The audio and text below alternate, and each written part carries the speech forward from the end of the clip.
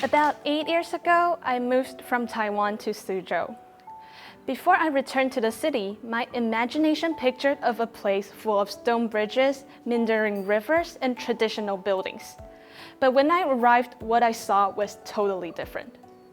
What I saw were modern buildings in industrial parks featuring streamlined outlooks and was designed in simple but unique geometry figures, and new skyscrapers standing everywhere. The existence of the modern buildings in this ancient city did not bring me a sense of conflict.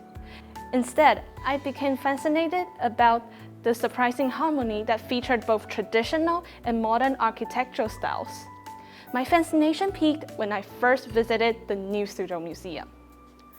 The building was designed by Mr. Bei Yuming, a famous architect who spent his childhood in Suzhou. In this design, he portrayed what Suzhou was like in his eyes. When I walked into the museum, sunlight shone brightly through the roofs made of glass. Modern exhibition halls are built by materials that are novel.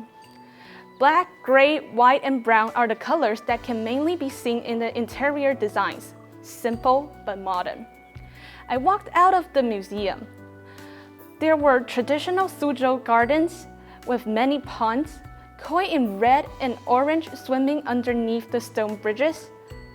Artificial hills and traditional bowers had been built. The building conformed traditional Chinese aesthetics to blend with Suzhou's humanity and customs was perfectly presented.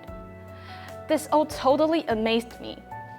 Although the museum is a modern design, it combines traditional cultural elements with fine art in an easy way.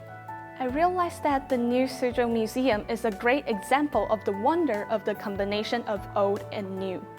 It is also a perfect answer to the question of whether we should tear down the old buildings and replace them with the new ones. The problems of traditional culture and customs thriving in a continuously changing environment and our confusions and loss toward preserving these cultures can now be worked out because of Suzhou's demonstration. The combination of tradition and modernity let us see the charming history of the city and the potential in its modernization. The method of preserving ancient architecture reflects our attitude toward Chinese culture and conserving history. Ancient culture let us have a better understanding of the history and stories of our ancestors and how they developed the city. But from new and modern culture, I realized how fast time is moving and how quickly the city is flourishing into a bigger and stronger place. But while developing the city, we may not notice that some of our history is starting to fall apart. We may accidentally lose or abandon some tradition and culture that has been around for decades. Though it is important for us to follow the steps of time and bring out new things to the world, but it is even more important to protect old culture and historical sites. I think Suzhou is a great example of protecting old buildings and history. The government made laws and formulated policies about preserving districts that have historical sites or even protecting old neighborhoods. Not only did it conserve the outlook of the building, but it also put Suzhou's history into students' textbooks and taught us how to preserve our traditional culture.